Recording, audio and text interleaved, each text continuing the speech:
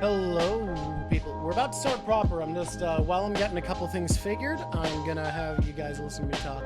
Because I'm here and ready, and you gotta get a real cam. Ready? Oh, we love that. We love the ASMR cam. We love it. We love the thing. Okay. Here's... Oh, wow, RoboCat. Thank you so much. We're ready. We're so in it. For a note of what I'm doing right now, I'm going to get music. I don't think we need music. I don't think we need music. Normally we do music, but I think I'm going to be too busy talking this time. I'm going to be too busy talking. Let's see. Get my drawing time ready, because I'm going to draw here. How's everybody doing? Thank you, RoboCat. Thank you, everybody. So, you know what? This is a nice pen texture. I wasn't going to use this, but that's really, really nice looking. Okay. T-minus whatever. Good evening. Good evening. Switching to the fade. Find the green screen. There we go. Hello and welcome to the Drawk Show, everybody. Hi, howdy, hello. Fill the chat. We need to build space. We need to have a moment for people to roll in here. You know what? I feel like I kind of want to announce on YouTube. I don't normally do this, but I feel like this is a good one. I feel like this is a good one. It's a good one to get people invested in. So we're gonna go tell YouTube. You feel sorry only coming to One Piece streams? Hey, don't worry about this. This isn't a Mama Drawk One Piece stream, by the way, but please stick around. I think you're going to find it interesting. This is One Piece and politics. It is right in the middle. This is less One Piece than the One Piece's political streams, which I would say are 80% One Piece, 20% politics. This is a clear 50-50 because I truly believe that Luffy is one-to-one the best role model for political organizing if you want to be able to accomplish things. It's going to be specifically from the lens of a progressive, but it applies to everybody. I think people are going to like this. I think this is going to be fun. I want to buy some time, though, because all of our points are going to build on each other, so I want to give a moment for people to roll in.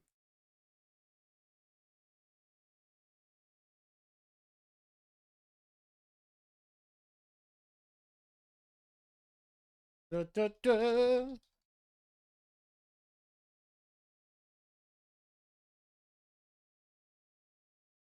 That's right. That's right. That's right. I'm posting this. I'm posting it to YouTube. Wow, you can't edit. What? You can edit? Oh, it's not I Snow live. It's is now live. How's everybody going? You know what? Killing some time. Hello from Eurasia. Thank you, Hotchum HM. 6 months in a row. How is 6 months? And this is the first time I've noticed the name? That's crazy. Normally I would notice. Hi, Paladin Berserker. So back to you. Oh my god, who just gifted those subs? I missed that. I looked away for a brief moment. Hello, squishies indeed. Hi everybody. Your stream visuals are super dead? What the? That's I'm looking at them and I'm here. I'm there. I can see them. I can see the visuals. All right, team. While we're killing time, while we're waiting, giving a moment for people to show up, I want to talk about something. I want to talk about something very important. You're a lurker. Interesting. I just feel like I would have seen the sub notices. Hello, Hachem. Hakeem? Superman. I just watched it. Guys, Superman's brilliant. The new Superman movie is amazing. I think in the era we're in, there's something so necessary about the message that being kind, being radically kind is punk rock. Something about the difficulty yet value in doing the right thing. I think we went way too far into movies being about the intensity needed and hard moral choices. But yeah, maybe that's the real punk rock is right. Dude, Superman's incredible. Almost always that I'm struggling and in pain in my life, it comes from a place of I'm trying to figure out the right thing to do for the most people. And I don't have a lot of power. I don't have these big choices to make, but it is how I feel in my personal life.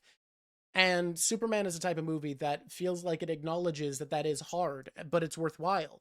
That the reason you do that is knowing that if everybody was like that, if everybody was making those choices the way you are, if everybody was doing that, the world would be a better place. And God, having a movie about that feels beautiful.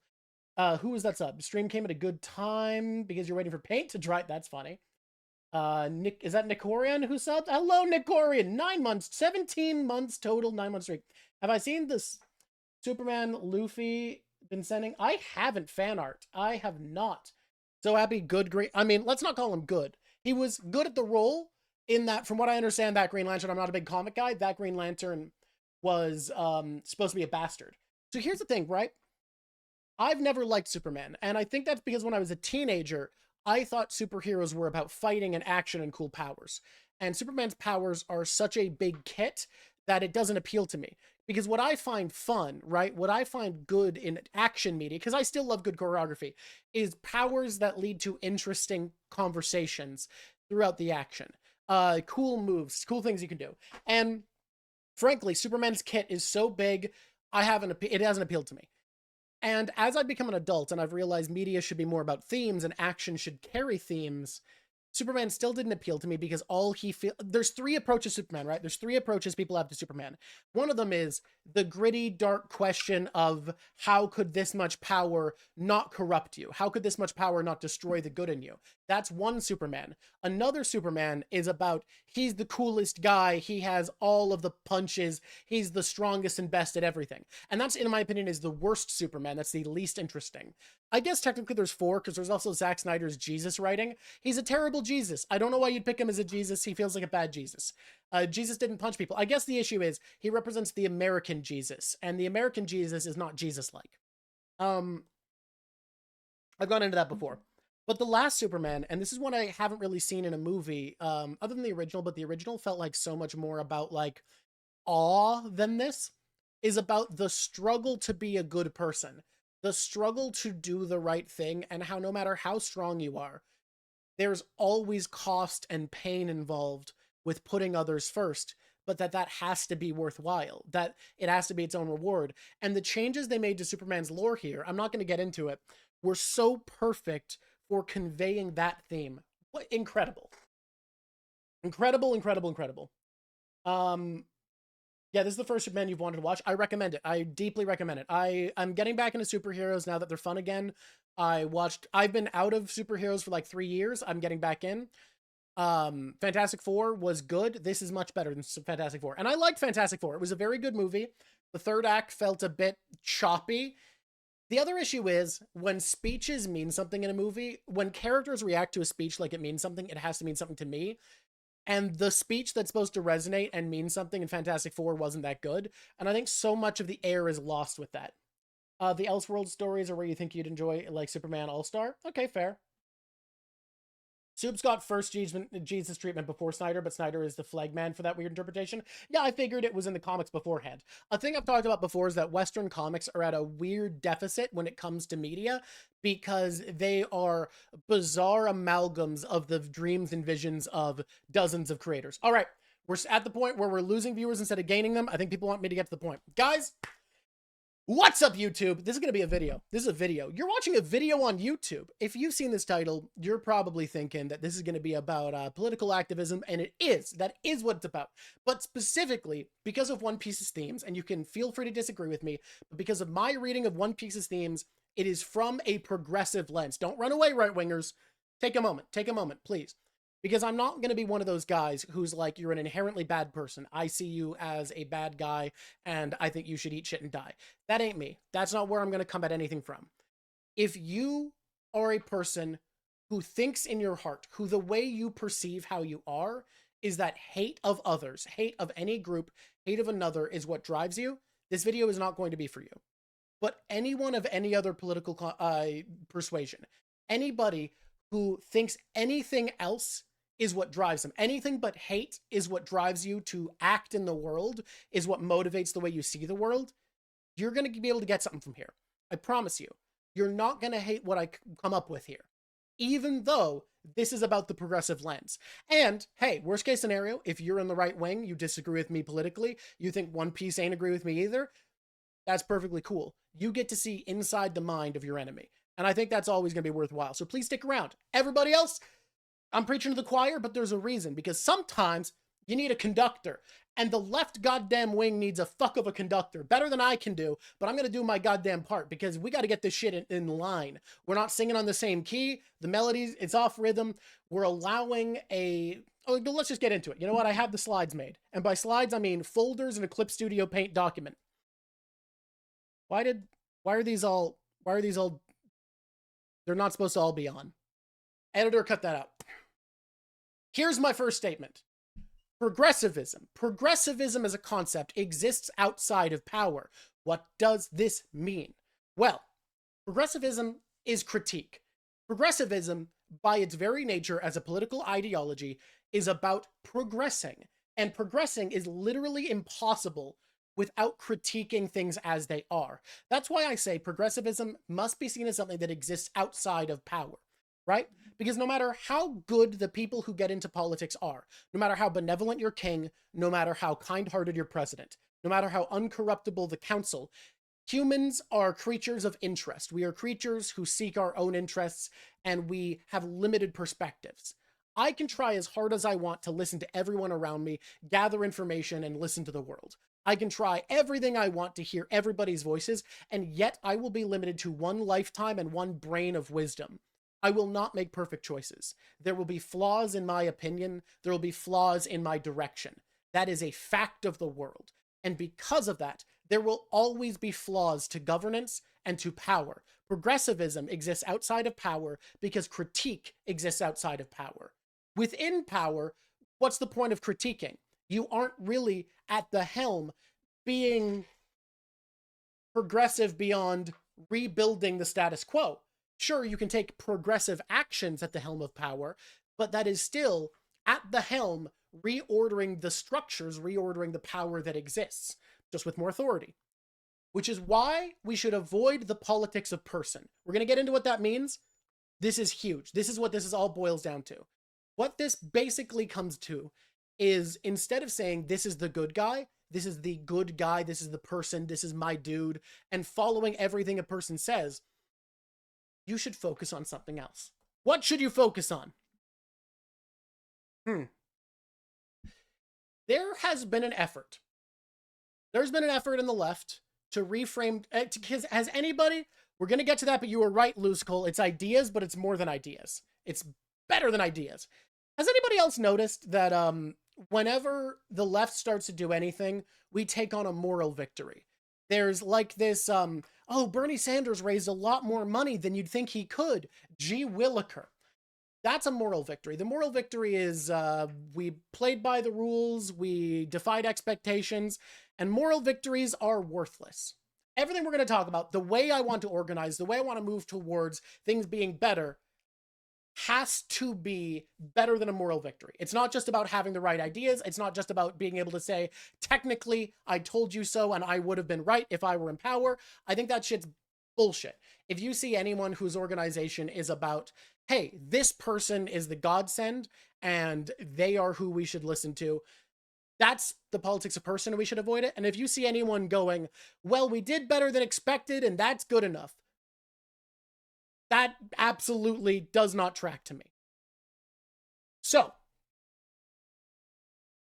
I really thought I had better transitions in mind. I think the later ones I started to remember. Let's come up with a transition, knowing that this is what I'm going to say. These two, moral victories, and the politics of person. These are flaws I see in progressive organizing. These are issues that I see in progressive organizing. They are constant trends. And I said this at the beginning, that the left needs a conductor. We need a fuck of a conductor. Why is that? Well, I think that progressives are incredibly bad at political organizing overall. And that seems wrong, because most of the good protests you see that get things done are progressive causes. And I think that's true. But I think, look at the US, right? When you survey people on average, despite the era we're in, where algorithms are tweaked to the benefit of the regressive thinking, of draconian return to authority and tradition, despite that, the average polling opinion on political topics within the United States lean far further left than the Democrats, the left-wing party in the US.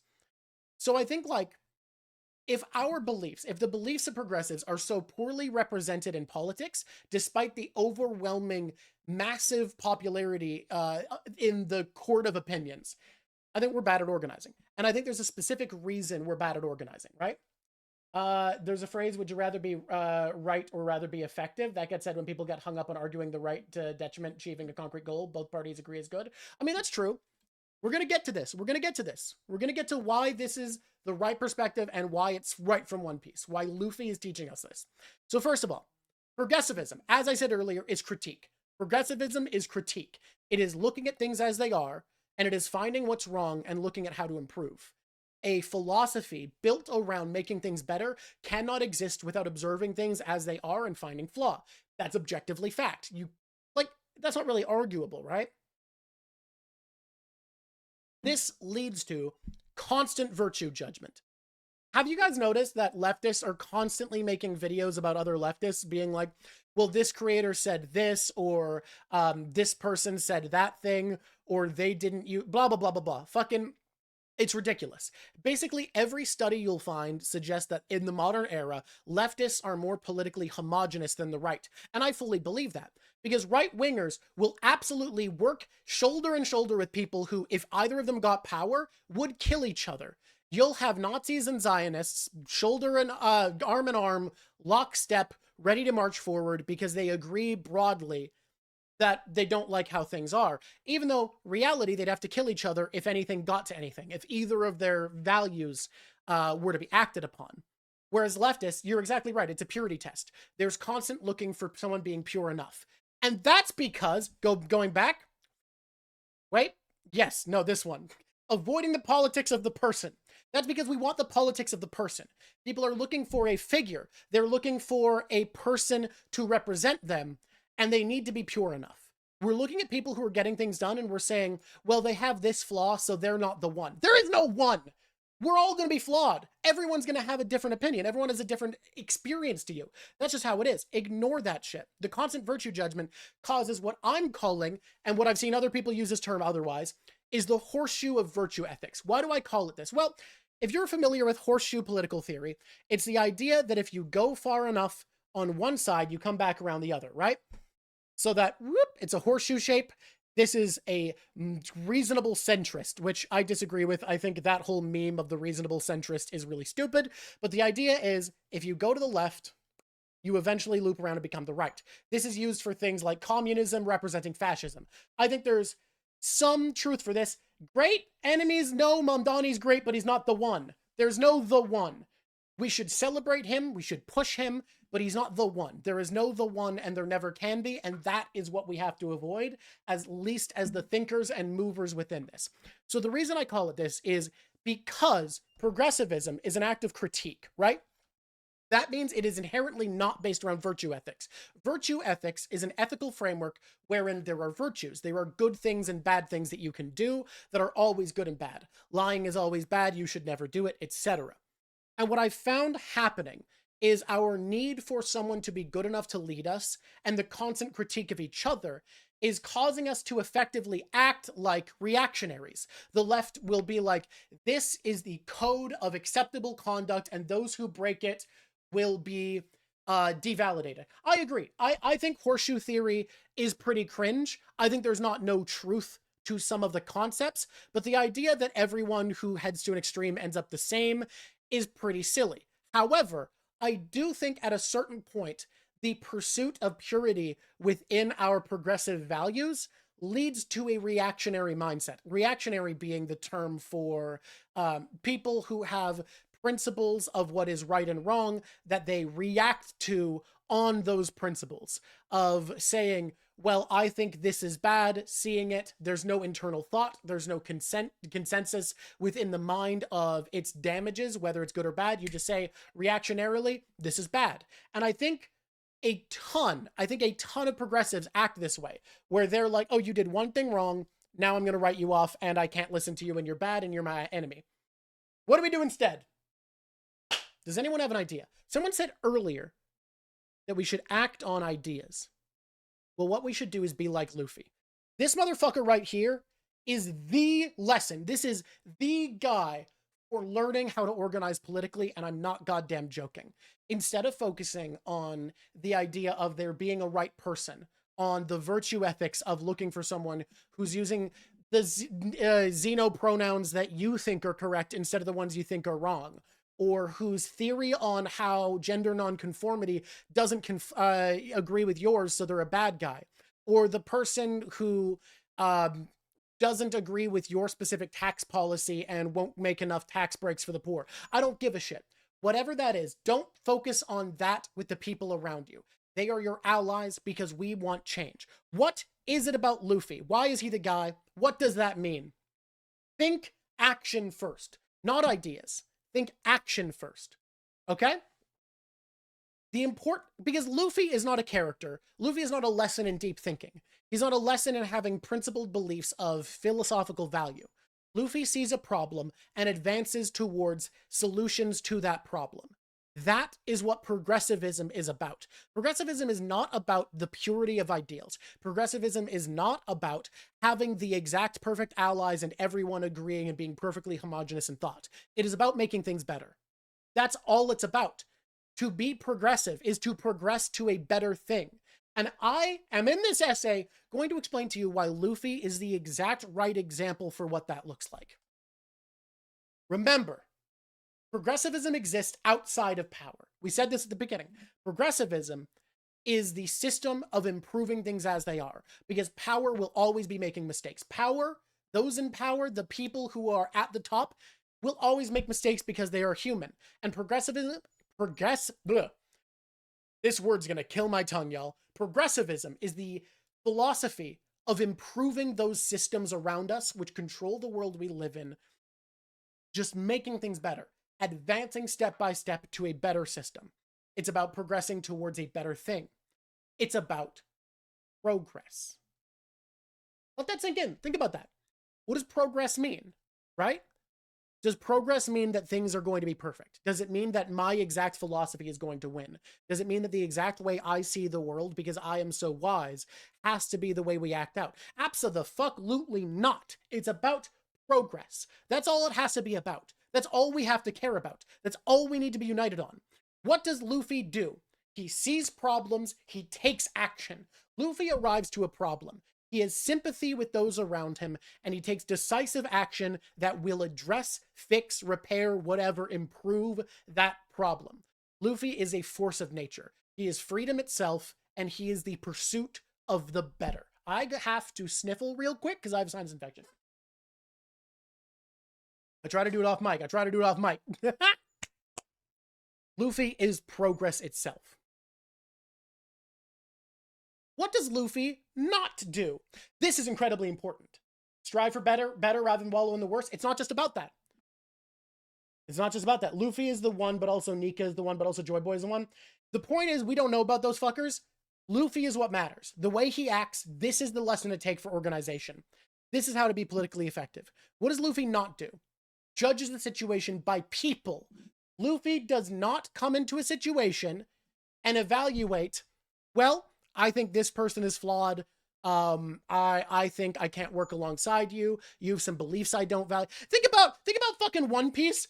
If Luffy showed up in Dressrosa and refused the help of any of the Colosseum fighters who are bad people, the fuck gets done. How many of those people were good people? How many of those people were heroes? How many of those people deserve to be celebrated? Fucking none of them. But they were on his side, and that's what mattered. Luffy goes to Dressrosa. He frees the Colosseum fighters. We're gonna get impelled down, but I just want any fucking island. You look at any goddamn island, and Luffy's not bogged down in the details of, do these people deserve to be on my side? That's not what he thinks. He doesn't stop to go, well, you're problematic. Sorry, Jeet. Back in the past, I think you tortured some of the guys you captured, and I'm not gonna accept your help. And I am saying to be like that. I am saying radical partnerships. What does that mean, though? Luffy hates people, right? He absolutely does. Luffy hates some fuckers. Let's talk about this, though. Luffy shows up on Skypiea. Wiper attacks this guy for no goddamn reason. He sees him as an intruder upon his land. Do you think our world will actually change if a Luffy-type person would show up? Not to be contrarian, just curious. I'm going to get to that, and yes, however, not in the way of One Piece, because One Piece doesn't have superpowers. No problem, Mount Astria. I'm not upset at all. Comments are helpful. They keep this rolling. Luffy sees oppression for what it is and acts on it immediately. Yes, absolutely. Wiper attacks him, right? Does Luffy say, well, you're a guy who judges me for being an outsider. You're racist. You don't like me because I'm not your people. That's pretty bad. Luffy fights Crocodile. Crocodile wanted to destroy Vivi's kingdom. He calls him a bastard. He crushes the shit out of him. Luffy fights Rob Lucci, a fucking serial killer who only joined the world government so that he can have a license to kill. Luffy kicked Buggy in the balls. And yet, his crew teams up, hand in hand, I forgot about the green screen. The green screen makes us a problem. Some of the green... So my face is peeking through right here. Don't wait. Yeah, on account of the green in the picture. So that's a... Forgot about that issue. Okay. His crew teams up with Wiper, recognizing that they both see what the common problem is here. He teams up with everybody, Buggy and Croc included, on Impel Down because they have a common agenda. They want to pursue a common course. And he doesn't fucking want to forgive Rob Lucci. He's disgusted by the idea. He doesn't like the idea of working with Robert Lucci, and yet he teams up alongside him because he has to, because that's what matters. Getting things done in that moment is what matters. And you might wonder, what do we do if we end up working alongside someone who's not worth our support? You kick the shit out of them. The second they're not on your side, they're not on your side. Doesn't matter. Whoop. Whoop. Yeah, there we go. That's the actual power here. That's the power here, right? No wasted effort evaluating allies. There's no time Luffy spends not getting things done to think about the quality of the people alongside him. There is no moment of debate and hesitation thinking, excuse me, I'm burping, I'm drinking soda, this is a bad idea. There's no moment of hesitation thinking about whether or not these are worthy allies, what they say about him to be side by side with. He doesn't waste his time thinking about the purity of those around him. And I think that is fucking essential. Just momentum, just efficacy. There's no moment of spared effort. It is only working towards something. If someone's against him, there is enemy. And if they're with him, there is friend. That's all that matters. United we bargain, divided we beg ideas. Basically, but we're going to get to what this means for political motivation. Now, let's pretend I didn't have that revealed right away. Guys, who are the bad guys then?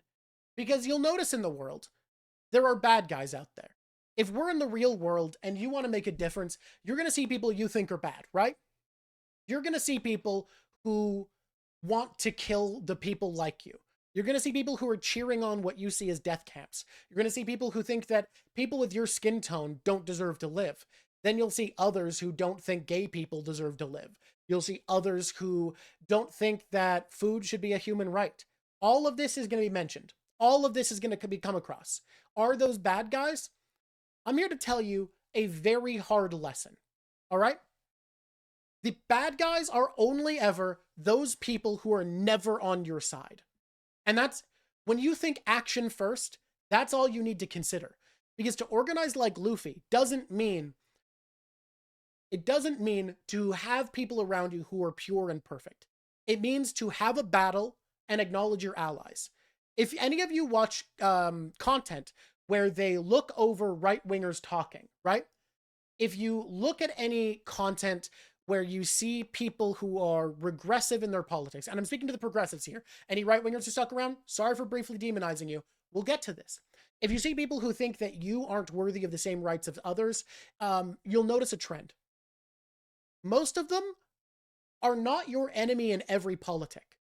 They're complex people. They have their own experiences. They've lived in their own world. They have their own beliefs, their own values. You'll find one person who's like, well, yeah, I don't like the gays, but we can't let racism divide us. And you'll find another person who's like, well, I think we should have health care. I just don't like the gays. And I am here to fucking tell you something really hard. Something that goddamn sucks on concept, but you have to understand. That's what makes this method of political mobilizing so effective. In the fight for fair wages, the person who wants to raise minimum wage but doesn't like black people is your ally, even if you're black. And I'm not joking. In the fight for equal rights for people of all races, the person who doesn't want gay marriage, even though you're gay, they're still your ally in that fight. And in the next fight, they're your enemy. And it's that simple.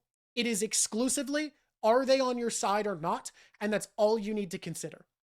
There are benefits to this, but I want to first confront, this is hard. This is difficult. I want to remind you of something, though. I want to remind you of something very important, right? I just need to grab a specific picture. There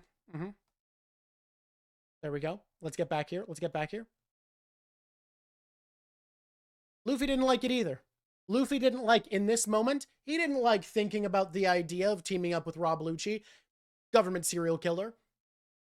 Why does he do it? Because getting things done is what matters to Luffy. And getting things done is what should fucking matter to you. Why does this matter? Because moral victories are worthless. That down there, worth nothing. What benefit do you get out of accomplishing nothing but having the purity of never sullied your hands working side and side with a racist? It fucking sucks that people are racist. That's bad. And when we're fighting for rights between the races, they're our enemies again. But when we are allying with someone for the cause of making the world better, progressivism means progress. It doesn't matter, because a moral victory is worth nothing. If there are death camps being built and people are being churned through them, you think that it gives some extra credence that the people who are dying in the camps are going to feel a little bit better because you never shook hands with a racist? Probably not. Probably not going to care. So yeah, I'm saying you should be side and side with people you hate because they are your allies. Right? So here's an example. There are genuinely people lying. This sucks to say. I am an anti-Zionist. I think the project in Israel is bad. If you disagree with me, that's cool. You're my enemy on that front. And that's what it is. And I acknowledge that you are my enemy on that front. And you know what? This sucks. There are some Nazis that just because they hate Jewish people are going to be my ally on that front. And I will accept that and then also condemn their beliefs. I would be willing to say, yeah, we agree on this front, and that hurts. Spiritually, that feels damaging. But a moral victory is worthless. Ignoring that there could be more weight behind my voice fucking sucks. What about Luffy allowing Bellamy to kick his and Zoro's ass in the end? Wasn't it a moral win? That one's weird because there's not really anything to accomplish there, right? Luffy's actions are when there's a problem. In that situation, like, he just didn't have to worry about it. He just didn't have to worry about any consequence to that. What I mean is actual effectiveness, actually getting things done. There was nothing to gain from beating up Bellamy other than pride, right? Like, Luffy doesn't care about his pride. He doesn't care about his image. So there just was nothing to gain by showing off in that moment. It didn't matter. The second something mattered, the second Bellamy was a threat to people around him, it mattered. And Bellamy wasn't worth teaming up with. And then he would team up with Bellamy against Dofi, and Bellamy didn't want to. And we'll get to why this is important later, because this is a big deal. But my point is, a moral victory is worthless. Gladly accept the help. Gladly accept the alliance of people you hate. And if they're an asshole to you during that, this sucks to say, shrug it off. It takes strength. It's hard. It's difficult. It's not fair to you. You deserve better. If there is someone driven by hate and working alongside them as your ally, they are being shitty to you, that fucking sucks and it's not fair. But fair isn't what changes the world. Fair's not what makes things better for people. Progressivism is progress. There are people who would call certain people psychopaths and believe they're innately dangerous or bad, even if on good behavior, but they're consistently choosing to do good or neutral things. Why would it matter if they're not feeling the correct emotions or thinking the correct thoughts? They'd still be doing more good than a person who feels correctly but chooses to do harm. I feel exactly the same. Got it? Had no consequences. True, exactly. That works. Luffy cares about getting things done. Beating the shit out of Bellamy wasn't going to do anything. I'm still snuffly. Sorry. Now, what do we do about bad actors? This is I opened the wrong folder. Give me a second. What do we do about bad actors? What is a bad actor, guys? So, for instance, I'm going to talk about a bad actor. You'll notice they don't exist anymore now that money can't leave Russia. But there was a group called the Gray Zone. And the Gray Zone were kind of interesting because they said they were leftists, right? They would constantly say, yeah, we're leftists, we're progressives, that's our thing. But their media would exclusively be on the anti-progressive values of the Democrats in the United States. And here's the thing, they were kind of never wrong. They were never actually wrong that the Democrats weren't progressive and were failing the progressive cause. That's true. It's 100% true. But having nothing but news circulation punishing the side that was going to cause less harm was effectively operations politically in favor of the Republicans, even though they were ostensibly meant to be a leftist source. How do you deal with that? Well, here's where I'm coming from. It doesn't fucking matter, and that's the great thing about organizing like Luffy. Organizing like Luffy inherently makes this meaningless. It makes it absolutely meaningless to have bad actors within a group. Why is that? Well, because you remember when I told you it's not about people. It can't be about people. It has to be about action. Then it doesn't matter, because you shouldn't be swayed by that. You shouldn't consider someone having that optic on your side a bad thing, because the more we organize around actions, the more it doesn't really matter for people with any title to have a certain opinion, because we get beyond tribalism with this mentality. Tribalism of politics is inherently damaging, because when we have tribalistic politics, we can't get anything done. I'm going to give you an example. Men have been poorly socialized. In my opinion, the majority of this, and there are multiple factors, nothing is this simple. There are a majority of factors, but the main thing is, we moved into an era where women were not dependent on men for personhood. Because of that, women are able to be more selective about their partners. Now, a lot of feminist women raised men where they were like, hey, you need to value women as people because they're people. And they got the lesson, and that's why there's a lot of happy marriages out there still. However, a lot of people grew up in very traditionalist households and kind of rejected the changing of the worlds and brought up their sons under the idea of women owe you anything, they are dependent on you. And the reality is, we now live in a world where that is not true. We have decided that women are allowed personhood, autonomy, despite that. Now, are these men necessarily great people? No, because they're poorly socialized, because they weren't taught that they would have to be good people, because they weren't taught that they would have to have inherent value, that their manness would be value enough. Usually these men are pretty badly socialized and not very productive people. However, the fact that they aren't able to relate with women has led to an epidemic of loneliness. And while on the individual level, their actions don't warrant companionship usually, that's not a good thing. It's not a good thing for millions of people to be lonely, because loneliness is bad. The tribalism of politics has led to a lot of leftist and progressive creators, a lot of leftist and progressive spaces, kind of only seeing this as a good thing. Because on the interpersonal level, these are usually men whose actions have not warranted companionship. So they are like, yep, this is fully good.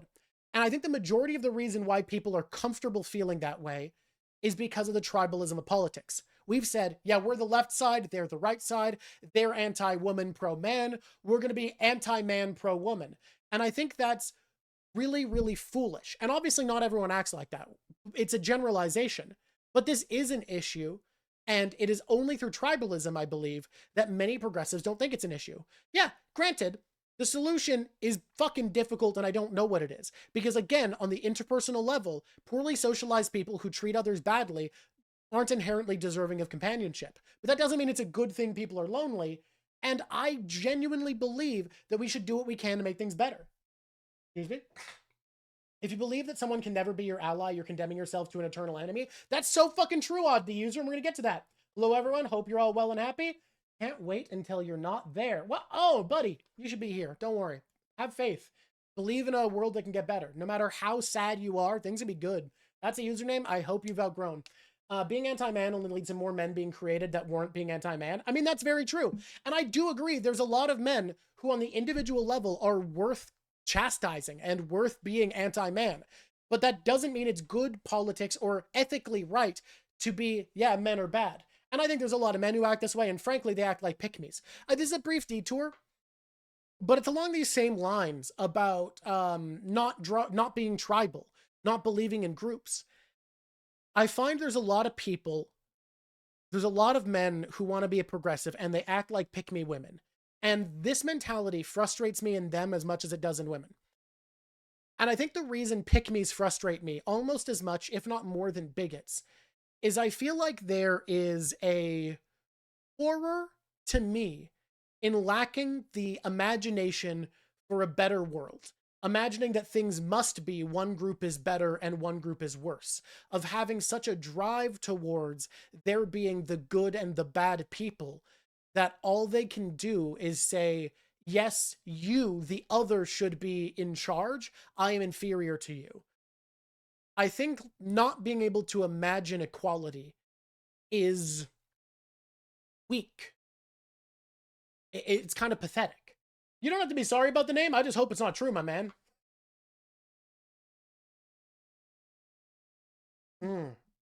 Okay. Okay. So, if we're anti-tribal, if we're not thinking tribalistically, and we're just thinking on the side of action, if we're just thinking about how to make things better, and we accept allies that we fucking hate, this leads us to something.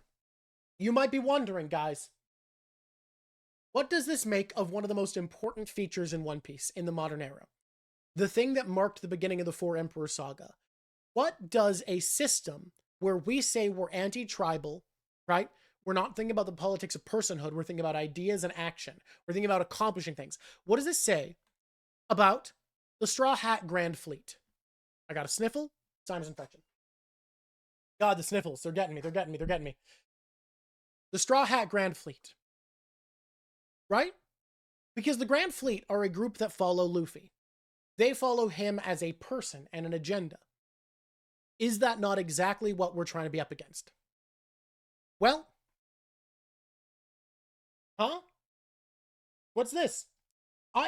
Okay, we're gonna brief pause.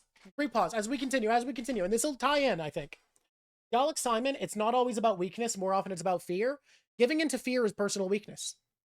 That's just a fact. One of the greatest signs of strength of character is the ability to face and go against one's fear. And we're not perfect. There's no expectation that anyone's going to be perfect. I give into fear sometimes. It happens. Everybody does. Anybody who doesn't has that thing wrong with them where the part of their brain that controls fear doesn't work. But no, straight up, giving into fear is a weakness. I'm going to say, I'm speaking from experience on this part, right?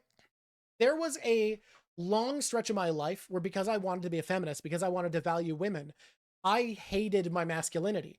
I felt more in touch with my femininity, more than my masculinity, despite the fact that I am a cisgender man. More or less, a little bit of spice in there.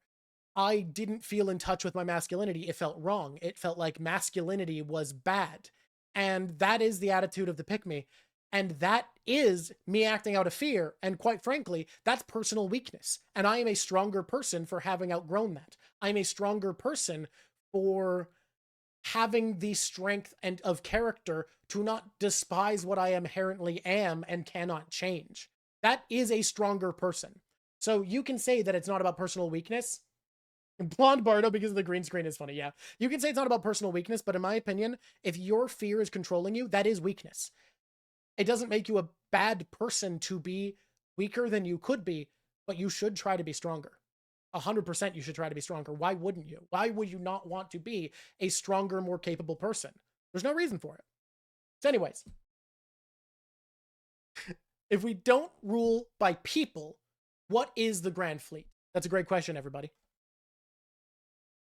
This is the final result of this practice. The practice of not leading by people, right? Of being progress first, of radical willingness to work alongside people you don't like. This is the result of that kind of action. A lot of people, more people than you can ever convince, right? Default to a system of hierarchy. There is never going to be a philosophy that strips this from us. We are apes. Every single ape is hierarchical. It is part of our genetics, and it is a destructive and yet accomplished part of our genetics, because leadership and hierarchy are systems of organization that do accomplish things at a pretty quick rate, right? But I'm preaching an anti-hierarchical philosophy. I'm preaching that you should radically partner with people, that you shouldn't follow one personality. Well, I want that for you, because I think that's stronger, and I think we will have a stronger movement the more of us feel that way. But there are a lot of people who don't get that. And there are far, far more people who could get that, but aren't there yet, and will only be persuaded by one thing: the authenticity that this system of values offers will inspire people. Think about the Grand Fleet for a moment. Think about who they are. The Straw Hat Grand Fleet, right? A lot of them weren't great people, or they weren't people who would necessarily agree with Luffy, or they were people with different motivations than Luffy. But because he has this organizational talent and leaning to lead by example, and by leading alongside people, by accepting all allies, by saying who you are doesn't matter, if you're on my side and you see the same problem, we progress towards a solution. By saying that, he works alongside people who are different than him. Guys, do you think racists are going to be cured by being told they're not good? They might shut up, and that's good. Exiling racists and saying racism is bad is good. But you know what actually is proven to cure racism? Working alongside and seeing the humanity of people of a different race than you. If you are willing to accept being arm in arm with someone who hates you for who you are, you give them a chance. And not everybody's persuaded by this. You shouldn't expect, yeah, I worked alongside a racist to protest something we mutually agreed about, and they changed their mind and they're donating to Black Lives Matter. That's not usually going to happen. And that fucking sucks, and it puts you in a situation where, yeah, you are working alongside someone who doesn't deserve it. But it is only by the authenticity, by the earnesty of your values, that you can inspire people to see there's truth in this. Kindness is punk rock. By allowing people in with you, by allowing our tent to grow, by allowing a movement to be more than those deemed acceptable and clean enough to be bothered being seen with, you can grow something. I think every video by a leftist creator where they're going off about how bad another leftist creator goes undoes our power. I think Ethan Klein, his opinions on Palestine and Israel are evil. I think they're incredibly bad. And I would still stand arm in arm with him and protest deportation camps. I think the fact that Destiny platforms Nazis is a horror. And yet, I would absolutely stand arm in arm with that man to protest the fact that Jan 6 rioters were let free. These are people I find reprehensible, and yet they are my allies in movements. And I think it is only by accepting that you will stand arm in arm with people who hate you and who you hate, that your earnesty, your virtue can start to change them. And think about this. Think about this, right? Just a sec, got a sniffle? I want you to think about this.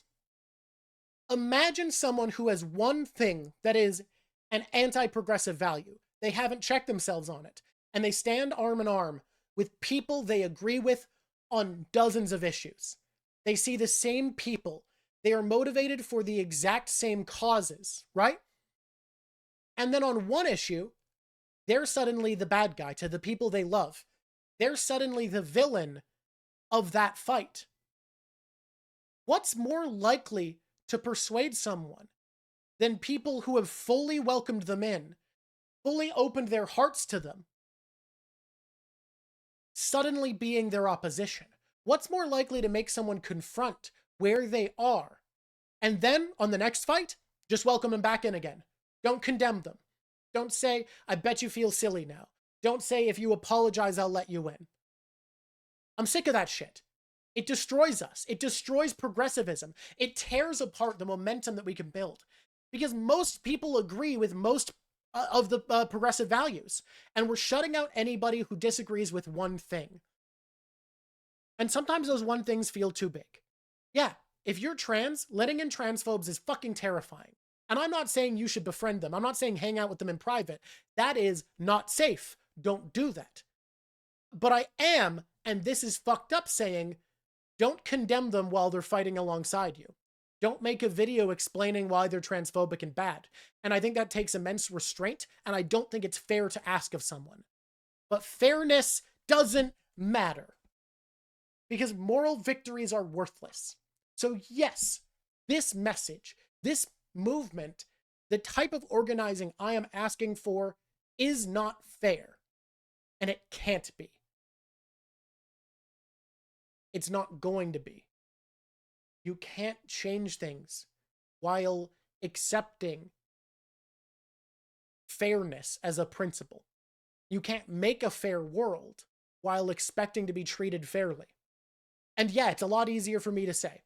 I have some shit that makes me not exactly the full-on majority guy, but it's not that visible. Not that many people can tell I'm native at a glance, right? Sure, I have funny hair, but I have a wife. I am, more or less straight. It's easier for me to say. And I get that, and I understand that. But I have never seen someone say that public shame and being told they were bad was why they gave up on politics, or why they gave up on their bigotry. I have heard that seeing the humanity in the groups they thought were evil did change them. I've seen that a lot. The other thing I've seen change people is the Grand Fleet effect I talk about, where I've seen people start watching a content creator's content for one issue they agree with and then be persuaded by the rest of it because they've fallen in love with the earnesty and heart behind their message. So it's not fair, but a moral victory is worthless. I think there's... Okay, I'm going to read. You don't think it's healthy to go in... You don't know if it's healthy to go in expecting people to change, but I think change should be thought of not as a goal, but a potential byproduct of discussion. Yes, exactly. Exactly. So NK, never, never, never. They're so right. You can't go in expecting that the people who hate you are going to be changed. But you have to understand that it's one of the only things that has the potential to. Most of the time, it's not going to work. But sometimes it will, and nothing else really will, other than, again, the Grand Fleet effect, which I do think is true, and a lot of people are changed that way. You think there's similar advice about not being dicks to folks sent out to proselytize because the goal of them doing that is basically a loyalty test? I mean, that's fair. Yeah, I mean, yeah, it is. Honest question, how did you end up developing this point of view? Was it education, Mama Drawk, specific piece of writing, all the above? So a thing that I've talked about a lot on stream is I think everybody has a different intellectual aptitude, right? So for me, my intellectual aptitude has always been at seeing common threads and negotiating the ideas of people around me. I think it is an incredibly useful skill, and I am lucky that it is something I'm naturally fairly good at.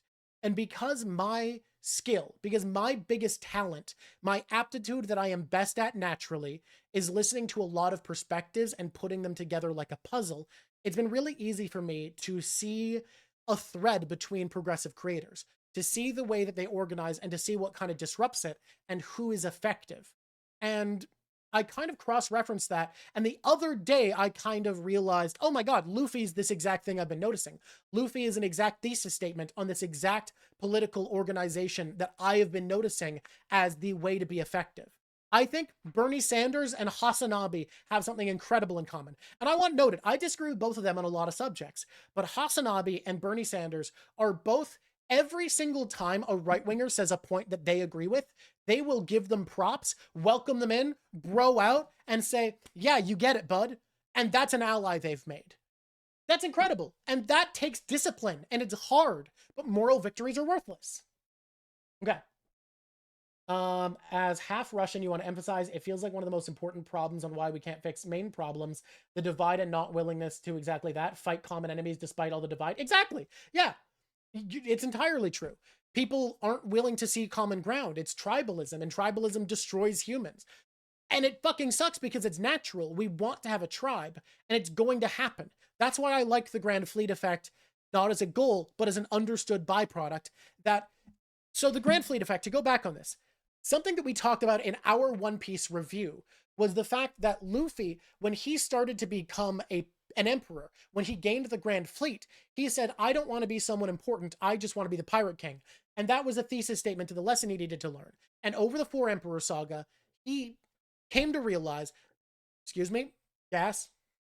He came to realize that being that strong, being the person that changes the world, being an incredible man leads to people wanting to follow you.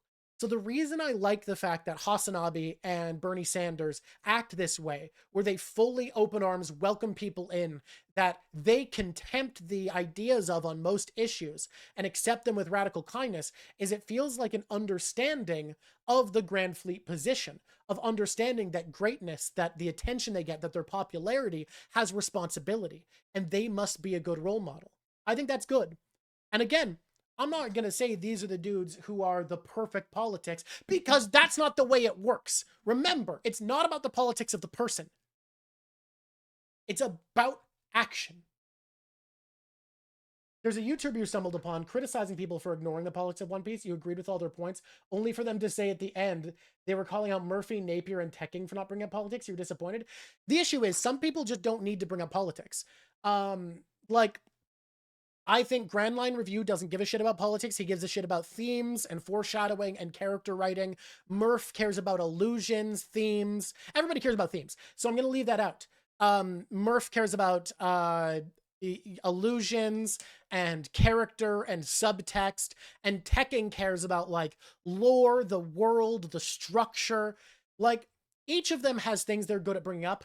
You know what? You want someone who's going to go into politics of One Piece? I'm sick and tired of holding back. That's what we're in now. I'm going to fucking do it. I'm not a One Piece YouTuber. I refuse to be because I'm not being pigeonholed. I will be the man with the most freedom. But I will do it because I like it. God damn it. Thank you, Amusing Ghost. Radical. Not obligated to engage with politics 24/7. We still need our goddamn specialties. Yeah. Everyone except staunch power scalers care about themes. I mean, yeah, I guess some staunch power scalers a little too crazy for the theme work, huh? Anyways. Guys, I want you to imagine the world, right? I want you to imagine the world as it is, with a change. Imagine the world where all good people have the strength for radical action and radical forgiveness. Imagine the world where everyone with good values has a strength of character to welcome in people they hate and see the humanity in their enemies. To work alongside people for every shared inch of belief. To answer questions that they don't owe anybody. Like, there's a philosophy I started to see rise a lot that I briefly agreed with. That, like, Black people don't owe you answers about Black culture. Or Native people don't owe you answers about Native culture. Or gay people don't owe... And here's the thing. They're correct. They are. You don't owe people who aren't fair to you anything. But frankly, I don't give a shit about whether or not you owe it. Making the world better isn't about what you're obligated to do. It's not about what's fair to do. And I wish I was in any sort of identity group where it was possible for me to make acts of radical acceptance more meaningful. I would take it. I can't. I can't make myself more native looking. I mean, I've kind of done all I can with the mohawk, right? Like, this is about as native looking as I'm going to get, y'all. I can't make my identity more apparent. And I know it's much, much harder for people who have a lot less social structure around their identity to do this. But you have to be honest. When you imagine the world where everybody has the strength of character to accept people in, to forgive them for things they shouldn't have to, and to take action against what there is as wrongs in the world, you can't tell me that's not a good world. You can't tell me that things aren't better. They would be, and you know that. And I'm not saying this is fair. I never would. But it's not about what you owe someone. It's not about what's reasonable to ask. It's about, do you care about making the world better? Do you care about things being improved? Or do you want this shit to just keep getting worse? Because if we stick to what we are owing others, if we stick to what is deserved, then it's just going to be eye for an eye until we're blind. Because frankly, and this is the part where it might be harder if you're a right-winger who's stuck in this, to stay here. But I promise I see your humanity. I see you as a brother. But it's fucking hard. Because 24 people drowned in Texas because of the politics of the right. And that is direct. That is direct.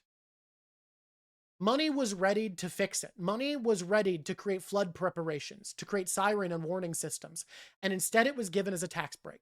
And then the Biden administration gave money as a handout to do the same. And it was deemed that the teat of Biden would weaken everyone with dependence if they took it. So instead they spent it on arming their police. That is policies of the right that have killed people. Children. Killed children. So if you imagine a world where the people who voted for those things get what they deserve, it's not very good. They die. but I don't want that. If you somehow stuck through this and you're right wing, I appreciate the strength of character you have to listen to all this. And I want you to know that no matter what drives you, no matter what disagreements we have, my beliefs, what I want for the world, is a world where you are happier, where you are treated more fairly, where you earn a decent living wage from the sweat of your labor, where you are treated with humanity and respect. And if you don't want that for me, that's fine. We're going to be arm in arm fighting for your freedoms until you see that I'm being genuine. I'm going to fight alongside you, even if you think I should fucking die, until you get what you not deserve, but should have in a good world. And hopefully, from that, you will see that I mean what I say. That I'm not thinking of there being a type of person who's worse and a type of person who's better. That I'm not imagining who gets treated what way. I just want you to have a good life. And I'm not joking. I'm not lying. Everything I believe in, from free healthcare to a high minimum wage to guaranteed education to guaranteed wages, all of it I only want because it'll make the lives of people better. I gotta be honest. With the status quo as it is, I'm doing okay. I don't face racial prejudice. I've never been protested against. I've never been harassed in public. I don't believe in these things for myself. I believe in these things for everyone. I want a better world. And I hope that you do too. And if you don't, we'll probably be enemies. But the second we agree, you are my ally. And I mean that. All right. We're in the Q&A section. I did my little monologue. I'm trying to practice monologues. I want to improv monologues like Brennan Lee Mulligan, who's more politically... Like, he's politically vocal, but like politically framed. I don't know. We'll see what's up. All right, I got to look at the comments we've had while I was doing my rant there. If anyone has questions or queries or stuff to add in, now's the time because I like this. Meant fixing our government because, you know, doing it for a long time. Discovered my videos through Mom Piece. Appreciate the deep dives, thoughtful diving into the material, discover the nuance in this series, and then using platform to speak about these important issues. Luffy would be so proud. Dude, there has never been a better compliment. Thank you so much, man. I just want things to be good. I want people to be happy. That's all I ever want. And like, if even one right-wing person can watch through all this video when I'm clearly like harping on progressive talking points, I respect the fuck out of them, man. Like, Jesus Christ. You bleamed the shit out of us, don't worry. Fuck yeah, dude. And Alex Simon, work on your shit. I'm not saying this to chastise you, but if you think that I'm a version of you who's healthier, keep it up, man. You deserve better. You love the political video streams? There'll be more of them because I'm enjoying this. I think like there comes a point where the world is in such a dire strait that just making content about media feels vapid. And I have to do this. I have to do things like this. You really grokked the shit out of that? Oh no!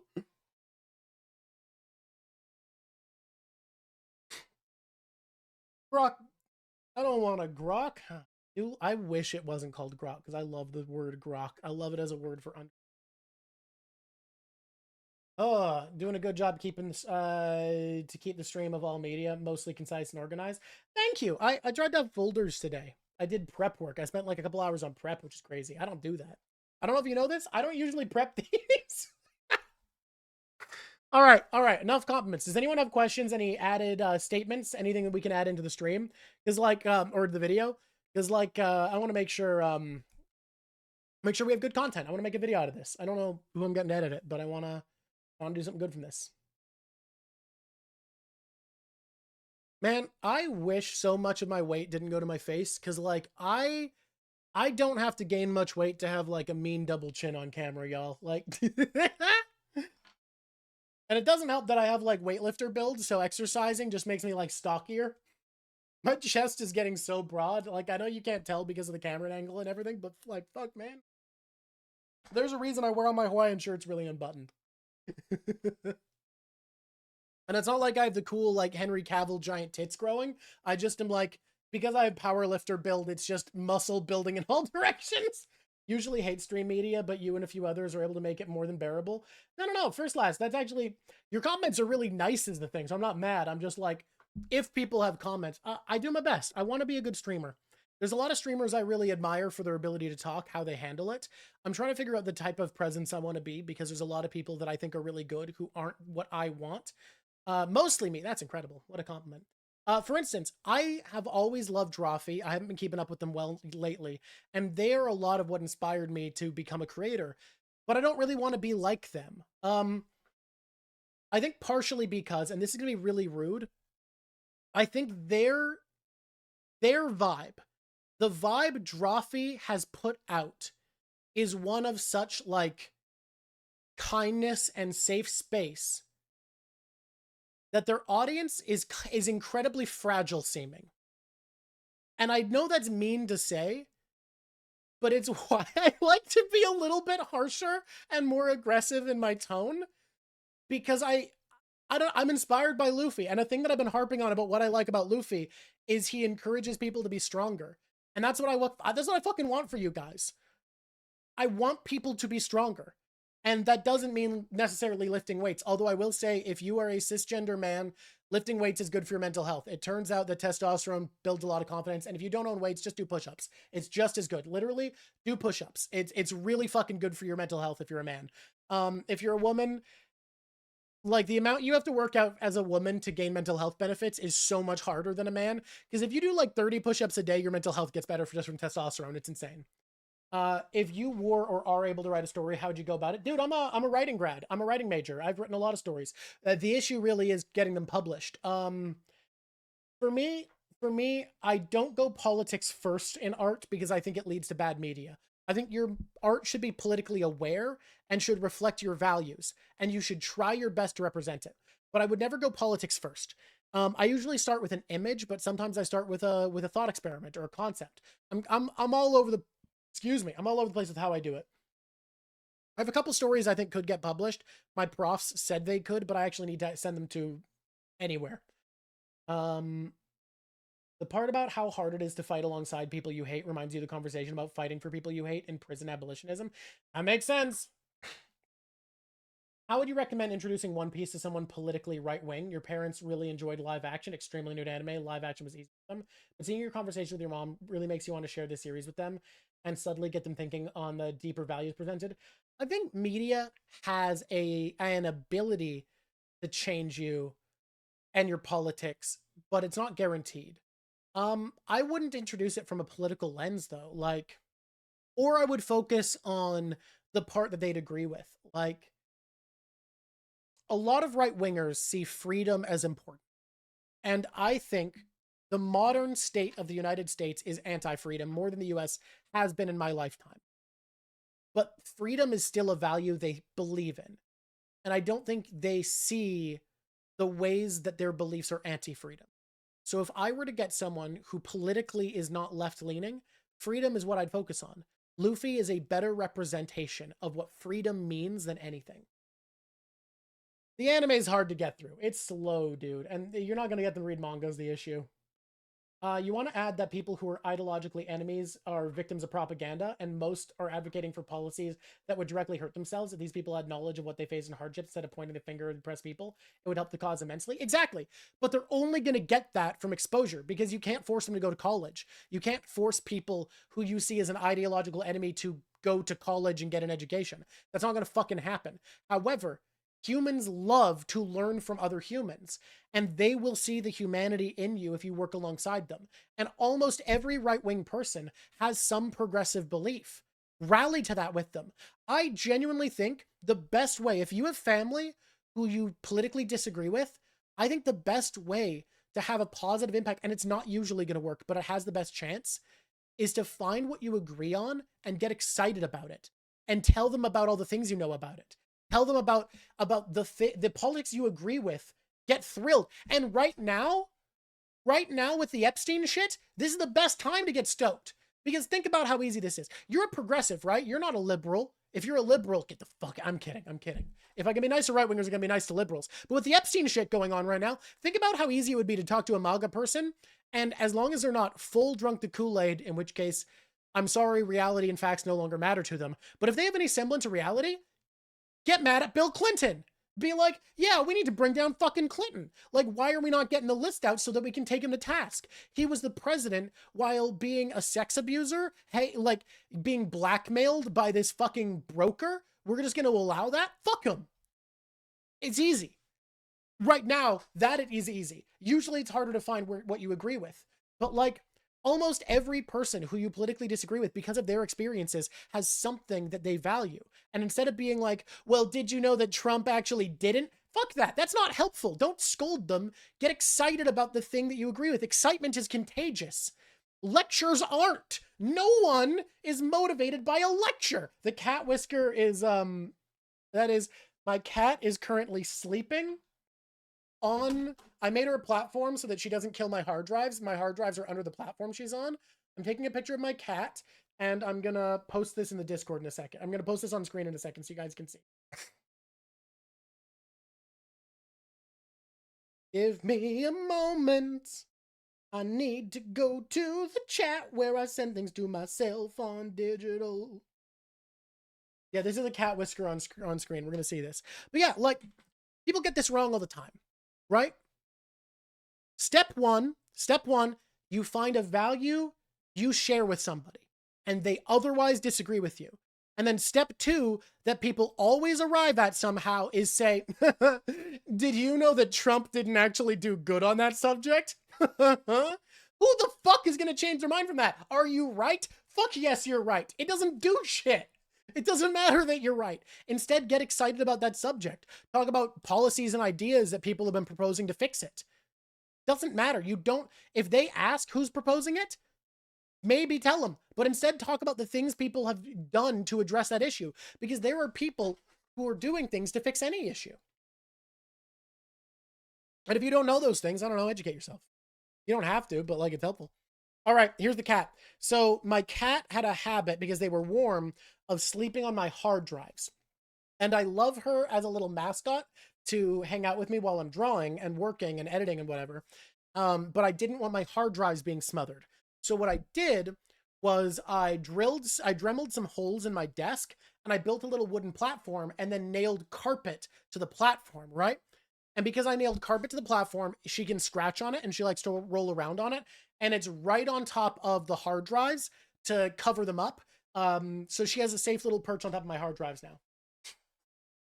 So this is my cat. Her name is Junebug, and she is our mascot. She is hanging out and watching right now. She is loving life. She loves it up there. It's a lot of team sports when it comes to US politics. It is. That's why you don't say the politician first. I know it's not always going to work. Nothing always works. But the way to get around team sports is not to say, well, our team is better. Fuck that. It's dumb. It's bullshit. It doesn't do anything. Your team sucks. That people will just get tribal. They'll just get angry about it. They'll turn into a fucking screeching ape and go, hoo, hoo, hoo, and get mad at you. And you would do the same.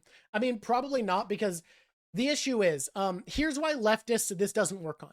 The reason this doesn't work on leftists, it's not because we're special and smart. So get that out of your fucking head.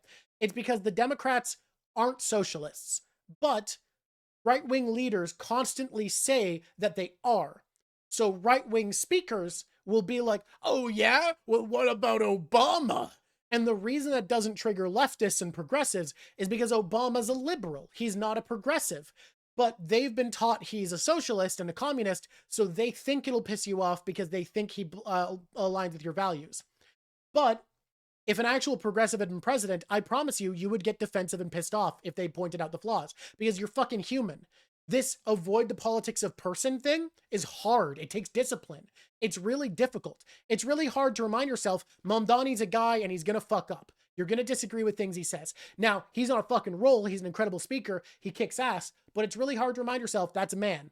It's a man you should fight for. It's a man who represents progress and who you should be on side with, because he is a step in the right direction and that's what matters. But he's a guy. Literally just pitting the Canadian working class versus the American working class. Team sports, yeah. Team sports, yeah.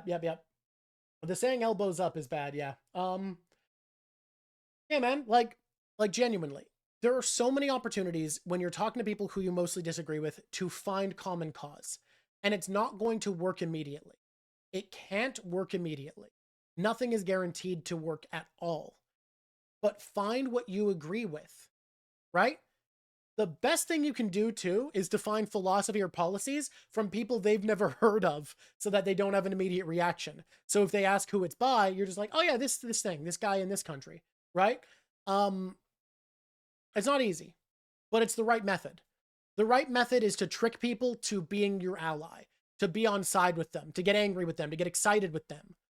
If someone thinks we should be eating healthier, if someone it believes with RFK's vision for less preservatives in food, get on board with that. Be like, yeah, did you know that like a ton of fucking preservatives, a ton of the things you find in vaccines to preserve them are legal in food in the US? And in Europe, they've done a bunch of legislation to stop that. That's fucking rules, right? We should be eating better food. Did you know that a bunch of the strains of food that we grow in America actually just has less nutrients? Like our vegetables have less nutrients than the vegetables in Europe. And we could just buy different seeds and it's just because these grow faster. Isn't that fucked up? Get excited and angry with someone, right? If someone's full on Epstein, get mad at Bill Clinton. Don't get mad at Trump. Get mad at Bill Clinton. Get him on your side. Be their ally. If someone is on board with Elon being all government efficiency, don't point out that everything he's done has made the government less efficient. You know what you do? You talk about, yeah, it's really fucked up, right? Because we used to just have engineers and mechanics working for the military, and now we're contracting that shit out, and they're overcharging by like quadruple what they need to just to make a bunch of like businessmen rich. Doesn't that fucking suck? We're just bleeding money just to make friends of every president. Yeah, you know, Obama's was buddies with the lobbyists who worked for the companies that owned the people that manufactured his drones. Fucking sucks. We could do that ourselves. We're America. We're tough. I'm not America. I'm Canada. We're also, I mean, we do build cool shit. For a long time, our military was basically more or less two parts. One part was special forces. We have really good special forces. And the second part was just like a research and development division that sold tech to the US. That's literally basically all our military has been for a long time. And it's a really good thing that Carney's building it up because the world's second biggest country shouldn't have like a pathetic fucking military. You wish we were in the same time zone, be able to catch your streams more often. 4:50 a.m. Dalek Simon, no! I'm glad it's a fun space, man. Like, you should leave. It's 5 in the morning, my guy. We have Canadarm. We have better shit than Canadarm, Mountain Ash Tree. We don't need to focus on the arm. Man. It's all... But that's my advice. Get people on your team. Right? You want to create this. You want to create a grand fleet. More than a grand fleet, though? You know what you want to create? Not that one. Wait, that one? Not that one. Not that one? Not that one. This one.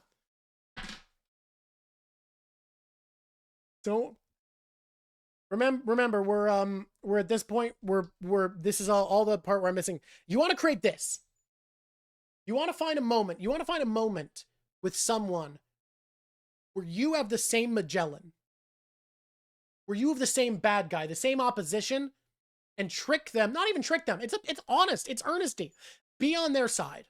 Find where you can. And if someone's only political value is whatever Trump says is right, that gets a lot harder. But you know what? There's a lot of things Trump has talked about that you can be on side with, that you can agree with. And most of that, he's gone back on. But when he says no foreign wars, you can be like, yeah, it's really fucked up. The government's just working for the military-industrial complex. They want us to keep fighting war. They want us to die just so they can make a buck. Get them on your side, because you agree in that. They don't want that. They don't want American citizens to die for this. You're really glad you're talking about progressive politics in One Piece. Ever since you started watching, it's the most important theme of the show manga for you. Not enough people really talk about it. I don't know if it's the most important to me. I think it is consistent, though. And it's not just progressive. We're going to talk about this more in the future. It is specifically anarchist. In a really good way, it's anarchist. And I really like it. But it's anarchist in a way that I think most anarchists aren't, which is it's politically effective in the way that it is. And when we do our video, we're going to do a couple videos. I think there's either 2 or 3 planned. One, we're going to do the philosophies of the captains, where we talk about the captains throughout who are villains. And then we're going to do another one where we talk about the 4 emperors at the end of the series. Who would have said no to an army of Okama friends helping you fight with a common enemy? You shouldn't. That's right. Exactly. Okama spelled with a K, by the way, I'm pretty sure. At least I mean, it's a romanization anyway, so it's not really, but I think it's romanized with a K, which counts. But I don't. Is that it's spelled with a K? Who would say no? Guys, I still can't believe the comment I got where people were like, Oda wasn't telling us gay people are cool with Impel Down. He was saying this is how gay people should be if they wanted to be cool, but they're not. And that was an unironic thought someone had. My fuck. Can you believe it? Can you believe it?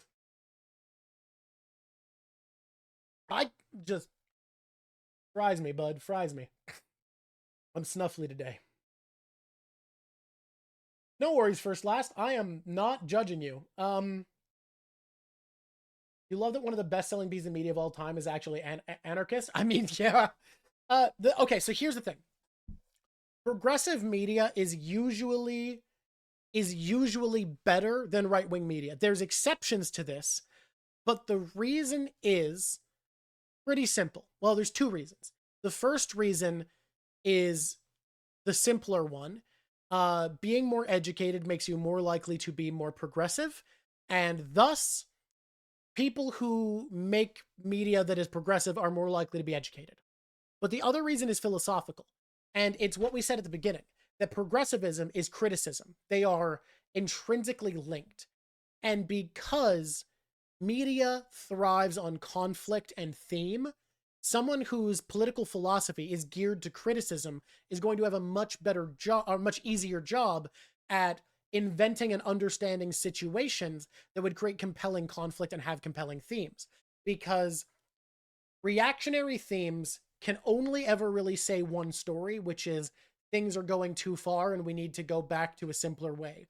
Like, 300 has very reactionary themes, and that's all it is. The Incredibles is great art, but it is very conservative, and it's just things are going too far. Like, things are going too far is kind of the only value that can be espoused. It's similar to how the only values liberal media, big L liberal media, can espouse is, yes, there's problems, but the solution is just we should try to be better on the individual level. So, an example of this, I want to make a stream about this. I have a stream plan in the future that I'm going to do called My Hero Academia and Falcon and the Winter Soldier are the same thing. And the point of that is that both of them adequately point out that they exist in a flawed system. But because they are fundamentally liberal pieces of media, all they can do is have the people who point out the flaws be evil in a way that isn't really necessary for their cause, have the hero stop them, and then the hero go, clearly the solution to the system having problems is that we just be fundamentally better. Everyone should be, if everyone's a better person, it works out. And that's fucking stupid. You can't just tell everyone to be better as a political assertion. Come on, bud. Oh, she doesn't. Okay. Yeah. Superman varies, but it's also usually pretty progressive. Superman is usually progressive. I mean, every hero changes, but when Superman is progressive, it's because Superman is a story about that it's hard to do the right thing.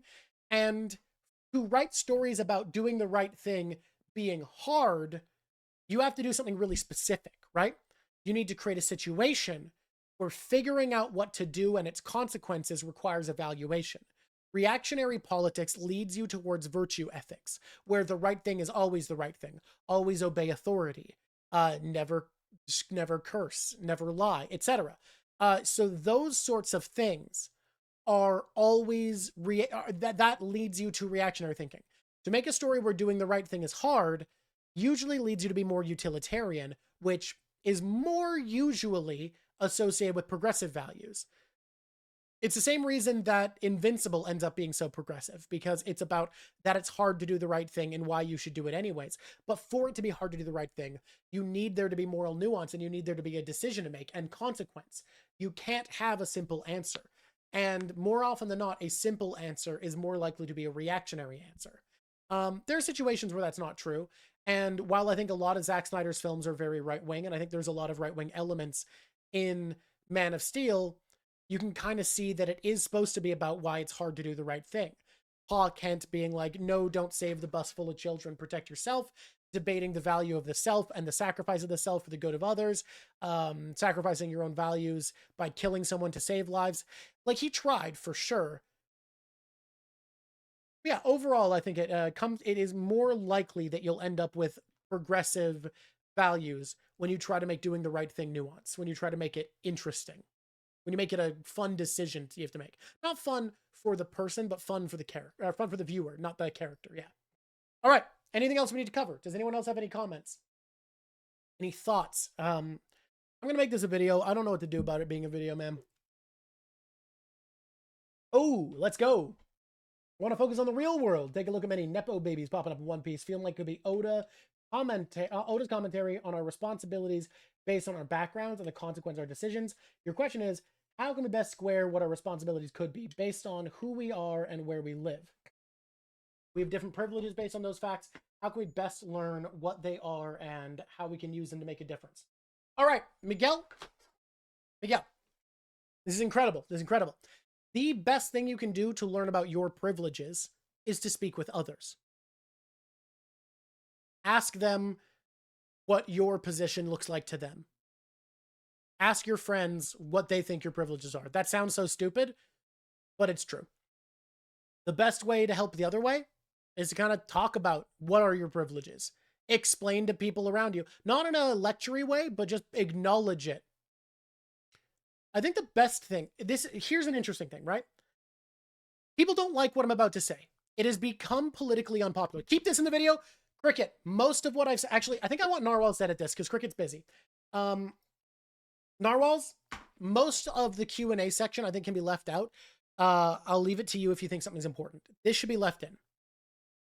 A thing that I have confronted lately is I think progressives are 100% wrong on the idea of who should tell the story. What do I mean by that? Basically, every single study has found that when a person espouses the issues that they deal with because of their group, everybody, on average, the opinion of that person tends to go down publicly. Or if it's just in a small interpersonal space, it still goes down among their friends.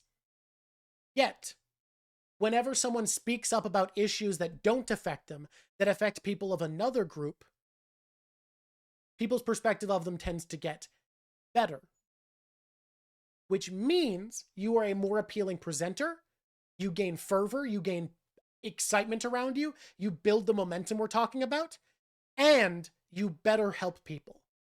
But, this being said, that which you do to me, or sorry, that which you do for me without me, you do to me. So, I think the best way to use any privilege, anyone's privilege, is to talk to people who aren't like you. Are you thin? Talk to fat people about their persecution. Are you white? Talk to the non-white people. Are you Asian? Okay. Are you a man, though? Talk to women. Talk to Asian women about the issues they face. Talk to black women about the issues they face. Talk to the people whose experiences are not yours about the difficulties they have. It's sometimes hard because there are issues men face, right? Real issues men face. And it's hard for a woman to take on men's rights issues without seeming like a pick-me. But I genuinely believe there is a way. And I think if we are ever going to have progressives take men's issues that do exist, yes, they're less crippling usually than women's issues, but they're fucking real still. Guys, does that work anywhere else? Do we look at black people and say, sorry, Jews suffer more hate crimes, so we're going to focus on Jewish issues? Fuck no, we don't. Just because women's issues are worse than men's issues doesn't mean they shouldn't be relevant. But me talking about it means shit all. I want to do some streams where I talk to men about how to be better men, because I want to help you fuckers. I want to help you desocialized bastards live a good life, because I want people to be happy. But I do think that it should be women within leftist spaces talking about men's issues. I think it's going to be fucking hard to not come across like a pick-me, but it's true. So the best way to use any privilege is to talk to people who aren't from your group, get a real personal understanding where you're not inserting yourself and your opinions in, right? And that's not to say you shouldn't evaluate. Don't just talk to one person, right? Don't just talk to like But don't just talk to like one fucking guy and be like, now I understand Asian issues. That's silly. Listen to Asian presenters, talk to some people you know one-on-one, learn what the issues are from multiple sources, gain an opinion, and advocate for the things you aren't part of. Because it's human nature. When we see people complain about their own issues, we see it as whining. When we see people complaining about other people's issues, we see it as virtuous. We see it as compassion. And compassion's what we're trying to teach people, right? It's kind of like how scientists have presenters and the actual scientists don't talk in public much. Yeah, absolutely. And there are kind of both. There are people who are presenters and scientists, but you're overall right. Science educators, science communicators are so valuable. Fucking Kyle Hill, punk rock ass bitch. That fucker rules. Broken ankle is worse than a broken wrist, but doesn't mean we don't fix a broken wrist. You're fucking right. You do think that the conflation of feminism being anti-men's rights has also led to the discussion being muddled by both people advocating for men's issues and women's issues, not to mention NB and gender nonconformity issues? Yeah, absolutely. Here's my take, right? This sucks. I don't like saying this. The term feminism has too much stank on it. But so does the term socialism. Every fucking term does. We're done with terms. The politics I'm advertising for is be like Luffy. Where'd I put the one? Where'd I put the... Think action first. Be like Luffy, think action first. Don't say, well, as a feminist, I think blank. Don't think, well, as a communist, I think X. Fuck it. No, we're done with that. It's point by point. We're talking about issues. We're talking about what the solutions are. We're moving forwards. Even if we internally disagree, we only move forwards and we agree on progress. We're going to find the best path by finding where the most of us have common ground and advancing. And if you want to whinge about it not being your exact method, wait until that's resolved and then take it on, because progressivism is not associated with power. It's associated with improvement. So you make it better and then you make it better again. You don't stop making it better until you can make it your idea perfect, because you're probably fucking wrong, because the truth is going to be between all of us. It's not going to be your truth. I'm probably not right about the exact solution to the economy. I believe in a specific thing, but I'm probably not exactly right. I'm probably not exactly right about the solution to race issues. But this method of advocacy, this method of organizing, isn't about each person knowing what's right. It's about all of us moving forwards and getting things done. All right. Is there a case where you shouldn't ally yourself with someone who agrees with your immediate goals? Thinking back to the example of anti-Zionists and Nazis, both being anti-Israel, I feel like allying with Nazis gives their abhorrent views more credence. This is something I've struggled with. I genuinely don't think so. I don't think there's a point where you say, this sucks. This sucks to say, because obviously Nazis are pure evil. Like, it is a philosophy of hatred. It's a philosophy of contempt. I genuinely think the way you do it is by saying, I despise you, but I agree with you on this point. I think that's it. And I think you can be upfront about hating someone. I think we're too afraid of conflict. I think we're too afraid to say, I hate you. I think if I was at an anti-Zionist march and there was Nazis there and one of them tried to relate with me, I'd be like, look, we agree on this. I fucking hate you. And then if someone talks to you later and wants to be like, well, you were associated with Nazis, say, I hate them. Just plain and simple. I think there is unironically a chance to change anyone. And it's not likely, but I think if you draw any border on what person can't be accepted, even if they're doing it in bad faith, you just have to keep advocating for things to be based off of ideas and action. In the lead up to this video, I've been thinking about this a lot, this particular issue.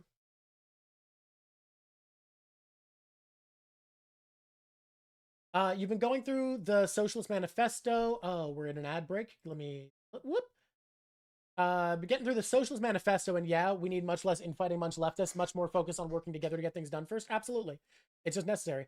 I think we struggle to understand that every Nazi was a normal person at birth and taught to be that way. Yeah, and that's tough, because, like, as that person is, as a Nazi who fully believes that the way of the world is hatred, as that person is, they do not deserve kindness. They deserve to be punched in the fucking face. They deserve to be shunned, right? I think this is the part that I struggle with most, because optically, obviously, marching with Nazis is bad.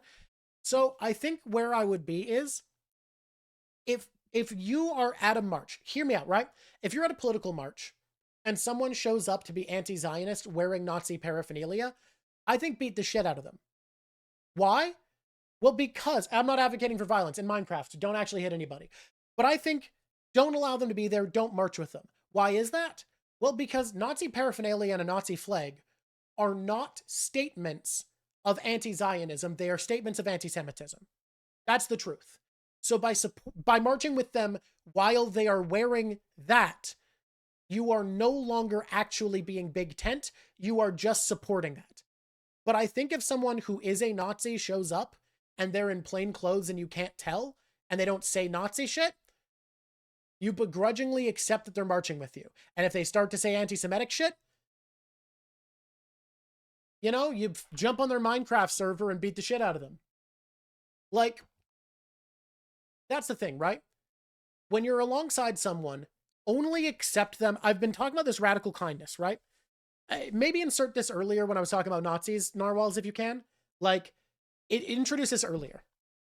Let's say you accept the help of a transphobe to fight against racism. If they show up and they're not with a flag that's anti-trans, you accept them. You hate them and you accept them. You work with them.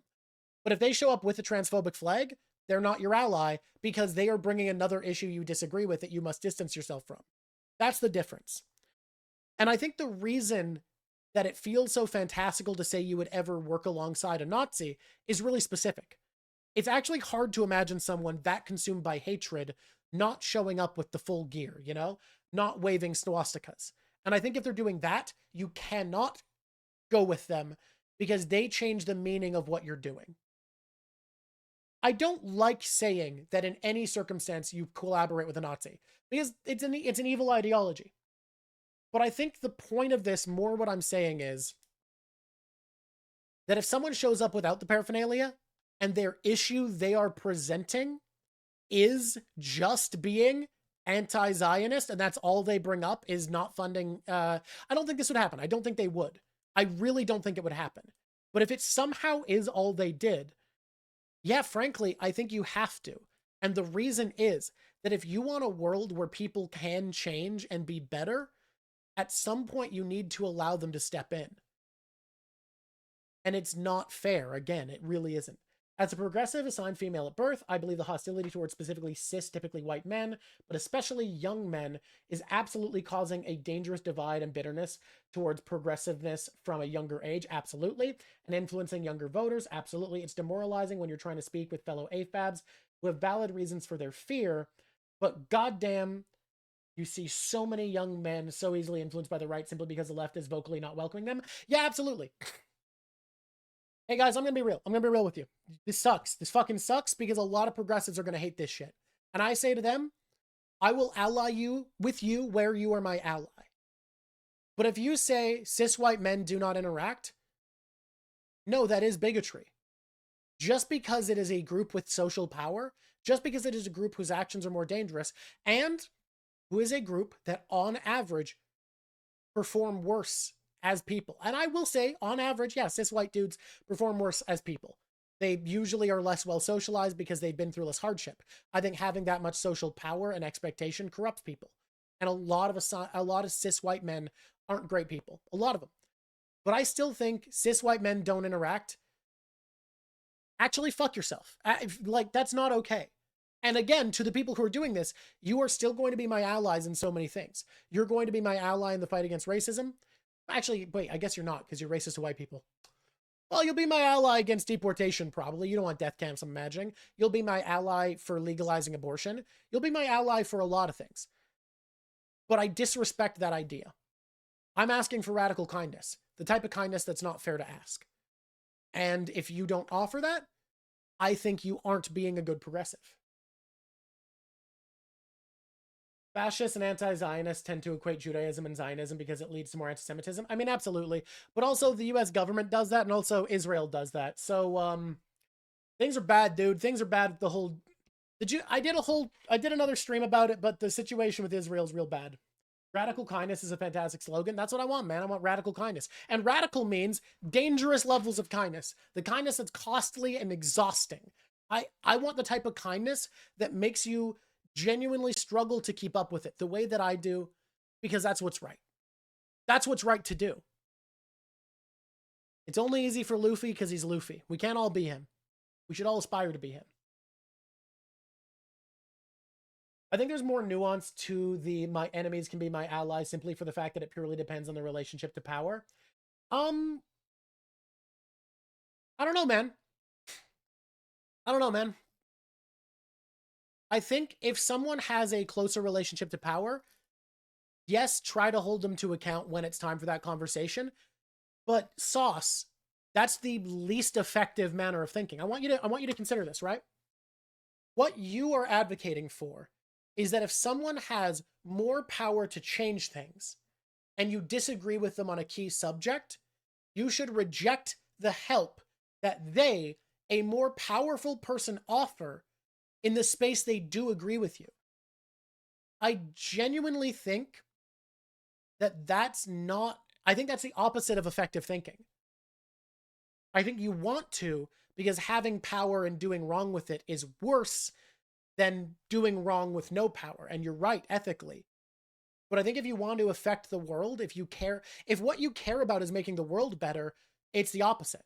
Someone with more power should more readily, and I don't think more readily because I think everyone should be treated equal in this, more eagerly accepted. Strange to DNI based on what they are opposed to what they do or think, if you're going to DNI at all. Yeah, if you say Nazis do not interact, I mean, they're not going to listen, but I get that more. Even though, again, here's the issue. Again, conceptually, yes, if a Nazi's not waving their banner, I think radical acceptance, radical kindness is working with them where you agree.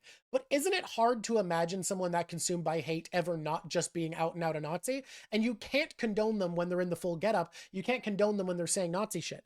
So yes, in practice, in theory, I think that if a Nazi says, hey, I'm not going to wave a banner, I'm just going to sit in and listen to you guys, you accept them. I don't think it's going to happen very often. It's so fucking impossible to imagine because it's a philosophy of hatred. How can you have a philosophy of hatred and put it down? It's consuming. It's everything. Now, if someone had a MAGA hat and they wanted to march with me for minimum wage, I would do it. I don't think that's necessarily someone consumed by hatred the same way. Nobody wants to put themselves at risk, believe people who fight a losing battle have been forced to do so. Yeah. I mean, nobody wants to put themselves at risk at all.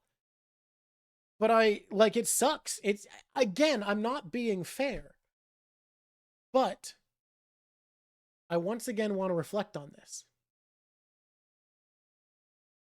Imagine the world where good people have the strength for radical action and forgiveness. You missed most of the stream. Will it be VODed? It will be VODed for sure. And then I'm going to get it edited. I'm going to get Narwhals to edit this. At some point, usually feels like they're too far gone. Still attempting to find hope in the person is the hard part. So I stand by, though, that the best way to get people to change is to radically onboard them and fully be on their team when you agree. And not in a way that's a guilt trip, not in a way that's a lecture, but in a way that's excited to take on the issue at hand. Let's say there's a giant protest to release the Epstein files and a MAGA voter shows up. Talk to them. Let's say you're an ethnic group or a sexuality that you don't think should. I still think talk to them. You're in public. They're not going to fucking punch you. There's a crowd of people around who probably agree with you more than they agree with them. So let's say there's a protest for the Epstein files and someone's in a MAGA hat and you are trans. I think go up to them and be like, yeah, we got to get this fucking Bill Clinton guy. We got to get him fucking, he can't get away with this. Be on their side. Find the common ground. If they see a trans person, someone they think of as evil, agreeing with their policy, someone who they think is a groomer, because that's what they've been groomed to believe, being like, yeah, we can't let pedophiles get away with it. And then if they say something hurtful to you, it'll suck, it'll piss you off, but you might have put a little chip in the wall. Obviously, don't do this in an unsafe situation. Obviously, don't do this in somewhere where you think you might actually get hurt.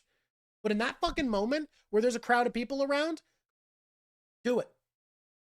Be something that they can see the humanity in. Show them your humanity by radically being on their side at every point you agree with. And there are lots of these people. Here's the other thing. Town halls. Do town halls. Go to them. Not enough young people go to town halls. They're good. I got to find out when they happen. People don't care about politics in Canada, so it's actually hard to find out when shit is. Find out when your town halls are. Go there. Talk to people. Brush elbows. Be part of the community. And whenever you see someone, agree with them fervently and excitedly when you agree on an issue.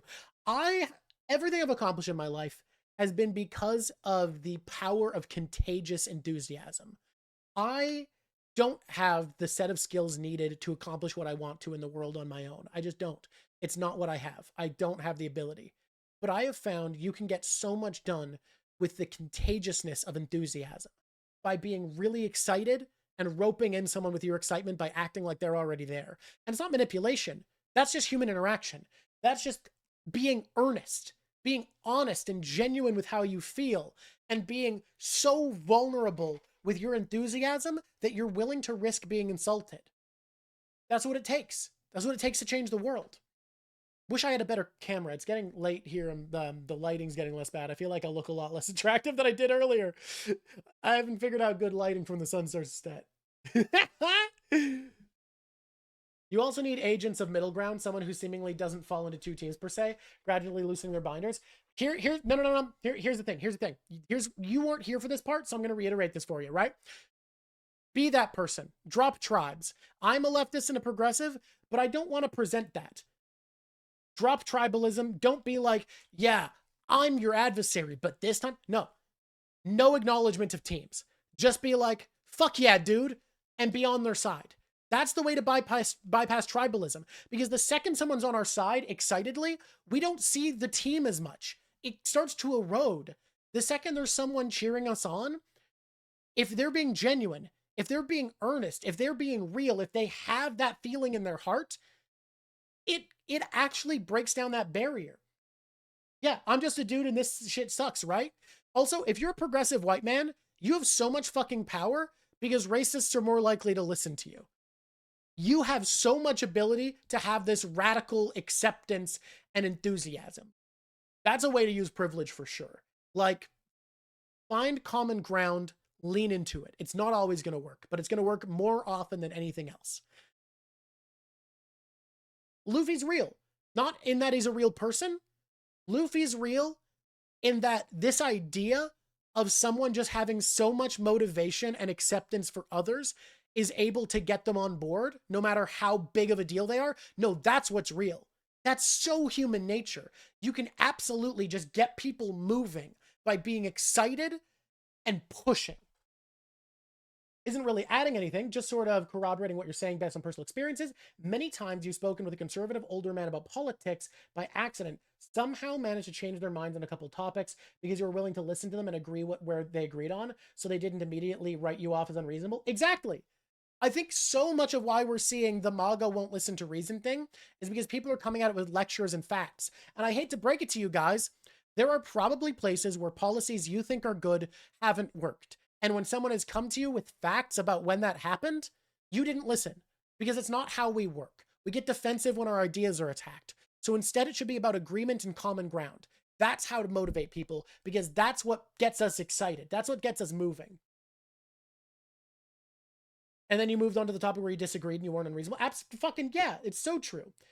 You think the enthusiasm is the one thing you're actually good at? You've always been overly excited about your interests and never thought about doing it with actual issues because it feels more awkward than gushing about fiction.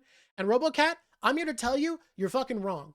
If you can find one piece of common ground with someone and be excited about it, regardless of what it is, they are going to be excited. People have started being, I mean, I imagine this has been for a long time, but I have seen more of a movement towards like this shy fear of judgment that has people hiding their excitement, tampering their passion and thrill for the world. And I'm here to tell you, that's silly. Yeah, it hurts when you're excited and someone puts you down. Get back up. There's so much power in passion. There's so much power in caring and being excited. And if you're good at being enthusiastic, embrace that shit. That's what's needed. Go to a town hall when something's brought up you agree with, shoot up your hand and fucking rabble about it enthusiastically. You don't always need to be angry. You don't always need to be like furious about the world. You can be excited about the possibilities. Like I used to have the way I would teach people about native issues was I would talk about the horrors that were committed against them. But it makes people recoil. It makes them feel guilt. It makes them feel angry that you're putting them through that. You know what I found really, really gets people to care about native issues? Is to talk excitedly about First Nations technologies. Because a lot of people don't realize how cool they are. They don't realize that First Nations people had horticulture skills to shape the way trees grow so they could fill a bowl that grew naturally out of the tree so it didn't decay in nature with water. And their hunting time in the territory they claimed was determined by the water evaporating. So that if another hunter came to the area, they could look inside this druidically shaped bowl and see water within it and know, oh, a hunter's still here. And then that hunter could check in with the bowl and when it evaporated, know their time was done and leave. That's fucking sick. And when you tell people about that, they get they get excited as fuck. They care about native culture suddenly.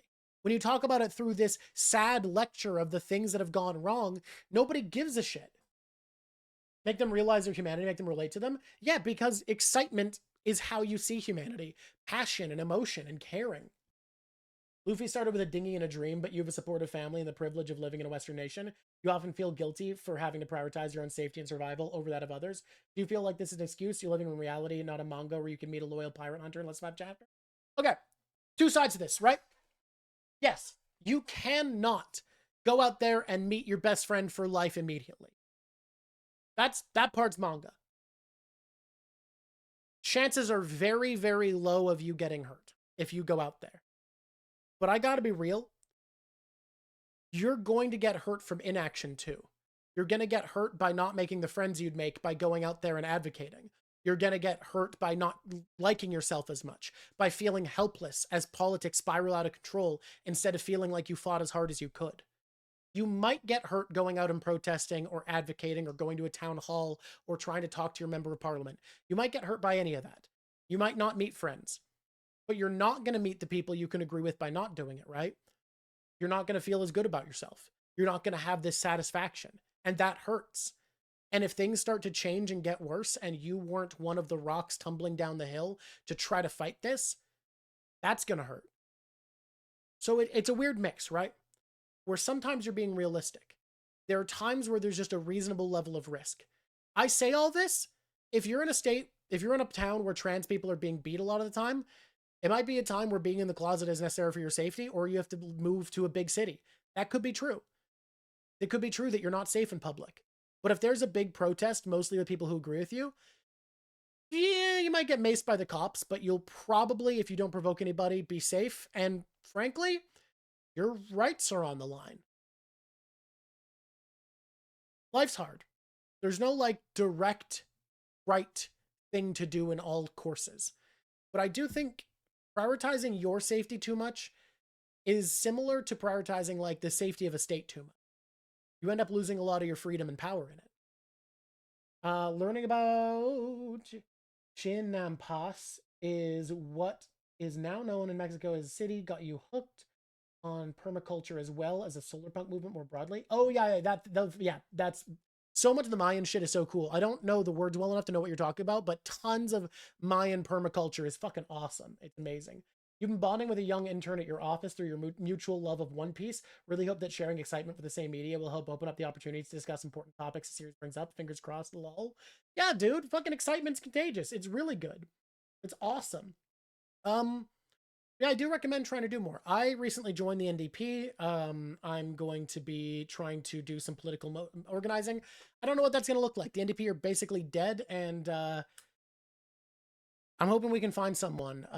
Talking to them, I'm hoping I can find someone with the charisma and the power that we can push them as a new MP, because we need less institutionalism. We need the NDP to have the fervor that they need. Someone with passion and excitement and eagerness to change things. And it can't be me, because I get stressed out from emails really bad, so I'd make a really bad MP. Don't get me wrong, I think I could do the talking, I think I could do the, like, running a good race, I think I could debate like a motherfucker, but, like, you gotta answer emails. If you're an MP, you have to answer emails, and I can't do that shit. So, like, I can't do politics. We shouldn't reject those born in privilege. The good ones accelerate the change. We must be grateful to them as we are to those among us who stand up to prejudice. Exactly, dude. That's what I'm talking about. We need, without people in privilege, without people in power, nothing gets done. You can't just make a new power dynamic just like that, you know? Like, we can change the world, guys. All right, we've hit my 2 hours I usually go for about. I got a lot to get done. I'm just going to leave you with the core message. Got to be like Luffy. That's what it comes down to. That's what it is. I need a performance and a ghostwriter. You know what? Rating Briggs is a good idea. Look, I'm fine with writing stuff. I love writing. It's literally just emails. I need an assistant who can handle emails for me if I was going to be a politician. Maybe, hey, me and Lav will get into politics. I am terrified. I'm terrified of going to meet with my local NDP and doing everything I can to be passionate and fervent, be like, we need to do better. We need leadership we can trust. We need someone with a passion, and people pointing the finger at me. I know it's not likely, but I'm fucking terrified of going out and doing this and having people around me be like, yeah, it should be you. And I got to be like, listen up, son. It shouldn't. Yeah, get excited to work together with those you vehemently disagree with to a point. Emails are scary, dude. Don't blame you. Yeah, I mean, to a point is just, if anyone around you is doing anything that politically advocates for something other than the current cause, you being with them condones what they're saying. So if you're at a protest and Nazis try to march with you, cordon them off, push them away, get them aside. Don't engage with them. If Nazis show up not wearing their Nazi gear, you probably don't know who they are. It should be me. Look, dude, I don't fucking know. I don't think I could do politics. I think I'd get too stressed out. I think I can do a good advocacy, and I want to get more into that because I want to get more done in the world, but I don't think I should be a politician. I used to believe I should because I was like, well, I'm a smart guy, but there's more to it than smarts. I stumble over my speech. I don't say the right statements all the time. I think there is a level of precision that should come from that.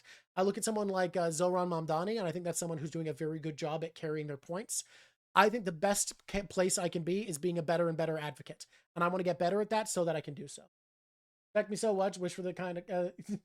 much to wish the kind of stress upon me. Yeah, man. Hopefully. You're already doing politics now? Hey, I'm working on it. I'm going to try to do more. We're going to build this stream up. I get more viewers on political streams than basically anything non-Mom Piece. So we're going to keep doing them. I'm going to do more of them.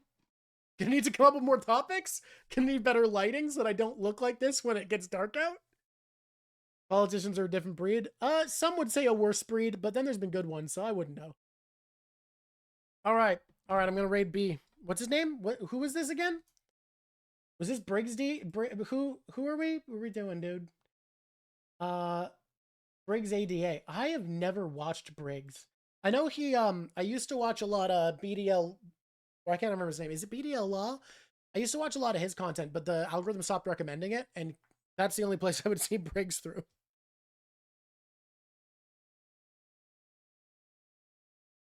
Briggs ADA, just chatting. All right. Am I thinking of Briggs? No, this isn't the guy that BDA Law would have on, is it? You know what? I'm going to rate him, but, like, I think I'm going to look for... I'm going to look around a bit more. I'm going to be choosy. This isn't who I was thinking of. I got him conflated with a different dude who I think has the vibe, you know? But we're going to raid. All right, everybody. Thank you for being here. We're going to do more of this content. I like this shit. I don't know what the next politics talk is, but this one I actually want to make a video out of. So, hey. Till next time. It's been lovely talking to you, eh? I forgot to hit the raid button again, but I think I did a pretty good New York accent. Oh, now it's gone. Now it's gone. Where he says Yu-Gi-Oh! With Tekking and... Oh, that's who it is. Okay. Okay. Bye, everybody. You were awesome. BDA Law. I think it was BDL Law.